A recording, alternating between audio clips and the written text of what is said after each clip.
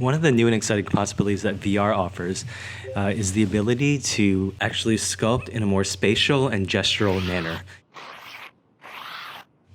Here I am using a program called Adobe Medium that lets me sculpt in virtual space. Let's take a look at the process a little more closely. Here are some examples of 3D works that were created, sculpted in Adobe Medium with an Oculus setup. And eventually all the textures and lighting were done in Cinema 4D with Octane Render. But the actual geometry itself was created in Adobe Medium. And personally, I'm using an Oculus Quest 1 with the Oculus Link to a VR-ready computer. In order to use Adobe Medium, you'll need to connect to a VR-ready or capable laptop or desktop computer. In this video, I'll show the process of creating the geometry in Adobe Medium for this example of a beetle.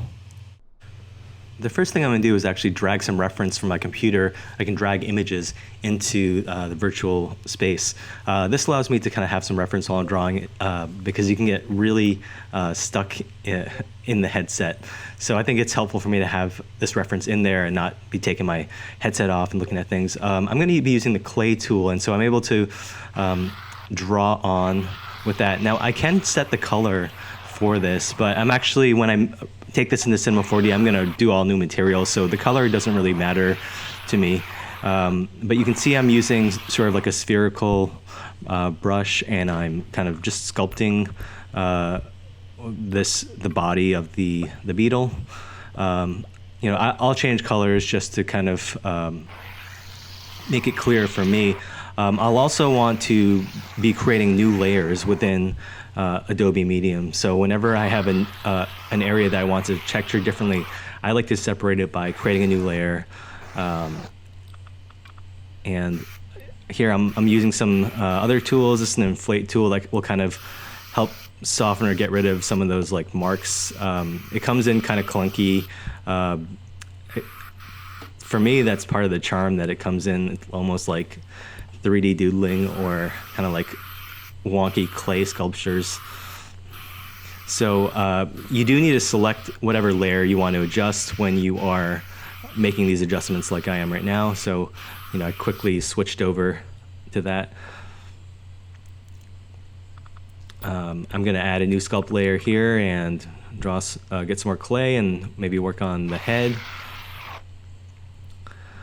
So again, if I think I'm going to need like a new material or something, I might just preemptively make a new layer. I can also use a subtractive brush. Right now you saw that it was red, so I was removing some of that clay that I put down. So that's another way, working subtractively in addition to additively. That'll help me kind of get the form that I'm looking for. So made a new layer here, and I'm drawing on these legs. Looking at the reference in the background a little bit as I go. And yeah, I can't emphasize the importance of having some reference. You can have a bunch of different layers there if you want.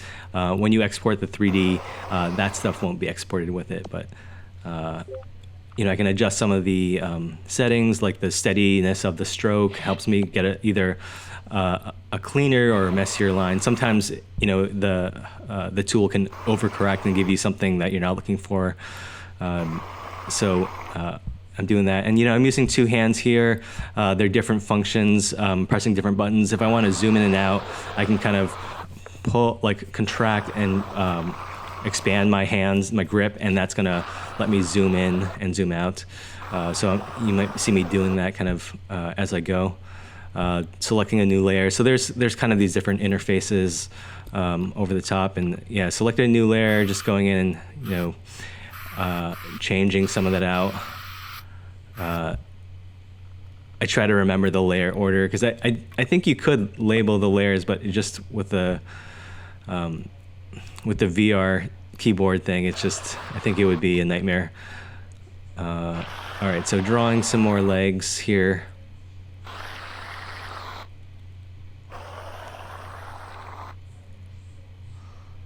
And with the right hand, I can quickly make the stroke thinner or or fatter if I need to. So you can see I'm adding a little bit more detail there. And new legs, gonna keep this all in the same layer because I'm probably going to be using the same material. I just made a mistake and I just quickly did an undo. Nice function to have on any tool that you're working with. Again, adding in some little detail, changing the thickness, going back.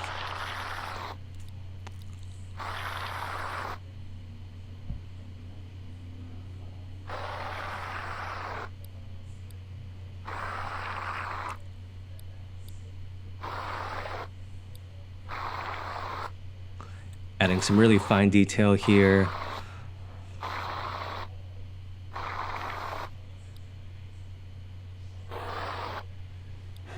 Maybe I need those little hairs or whatever.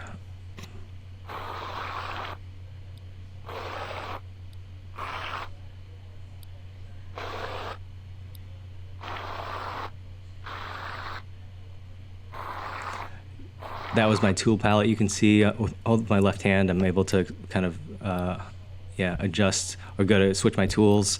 Going to do a little bit of, in this case, I'm actually deflating. The tool is inflate, but you can see that because it's red, I'm actually doing the inverse, and you can quickly switch in between those. So using this to kind of hopefully like even out or smooth out some of those, the strokes. I find inflate tends to give me something that's a little bit organic. It's still a little rough, and it's, you know, again, when I use this, the way I use this, I'm doing it pretty rough. I kind of like the imperfections, although some people get really realistic and really detailed in here. Maybe I'll do that someday, but this is just kind of the style that I'm leaning towards now. So just added a new layer, added some eyes onto that. I'm gonna save this file, and this is connected to my computer again, so save it, and then I'm gonna export the geometry. Right now it's gonna export as an OBJ, which is a format I can open up into Cinema 4D. It's gonna kind of create that geometry, and now it's ready for import. As I said, I did all the textures and lighting in Cinema 4D with Octane Render. I didn't make a recording of that, but hopefully you can see how using Adobe Medium, I was able to create the geometry and then take it into Cinema 4D to get the final look.